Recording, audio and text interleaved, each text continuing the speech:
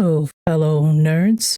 I have just finished watching the 6th and final season of Peaky Blinders, and that means I had to go back and rewatch everything from season 1 because that's how my brain works, right? Now, here's the thing. I strongly believe that when writers, directors, actors respect their audience, it makes magic. There are a few shows and movies I watch over and over, and you can feel it. And Peaky Blinders is one of those shows. I don't watch previews or interviews before I start watching something, as I appreciate it more when the work speaks for itself. Let it stand on its own 2 feet. That's just me. Now, one of the biggest things that makes something enjoyable is the dialogue. If the dialogue is crap, then it strips away the attention span for me, and I end up thinking more about how bad it is than what's actually been said, or worse, trying to remember the name of that movie where this same actor had a great scene and said that thing that I'll never forget. You see what I mean? I get completely derailed. I've been watching Peaky Blinders again, as I said, and it's on my list of annual rewatches because it's just that good. There's a scene between Tommy Shelby and Alfie Solomons that it gets me every single freaking time.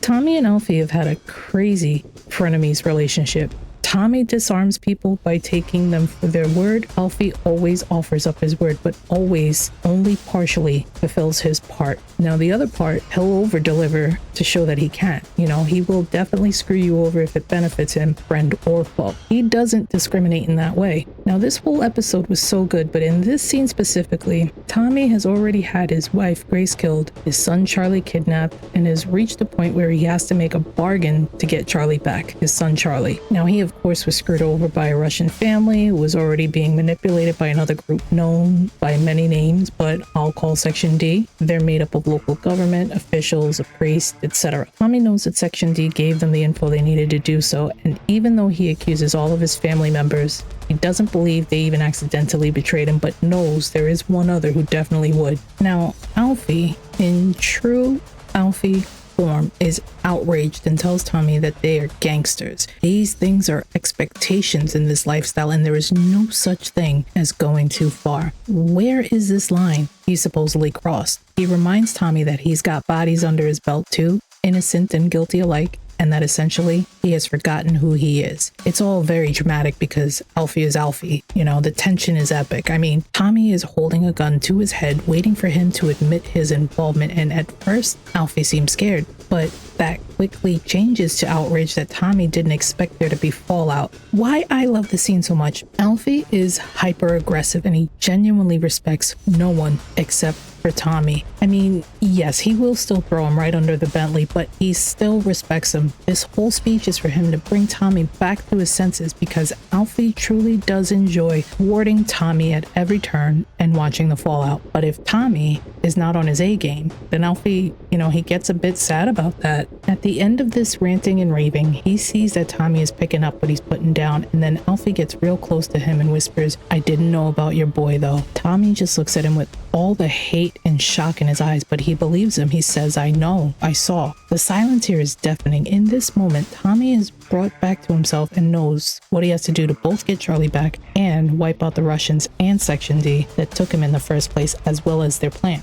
This scene does so much because even though Alfie is a side character, he eats up every single scene in a way opposite to Tommy. Tommy is more effective as quiet, reserved, short sentences, and calm. Alfie is the complete opposite. He's loud, he's abusive, a real bully, and clearly dangerous. Tommy is dangerous too, but in an unexpected way. You never know how or when he will attack, and by the time you find out, it's far too late. Alfie is pure showmanship. To me, this scene is where they finally well understand each other and their friendship is cemented. The way they communicate is top-notch. Alfie goes into long diatribes about seemingly unrelated things, but he knows that Tommy is clever enough to hear what he's not saying. It's beautifully done. The level of respect these two have for each other is not something that's easy to convey without outright saying it. And I've seen other shows or movies with other relationships that try to have this sort of dynamic and somehow falls flat. These actors are so talented and I am loving it. It's scenes like this that keep me watching over and over. All scenes are just so rich that it not only keeps you engaged, but makes you feel like you're almost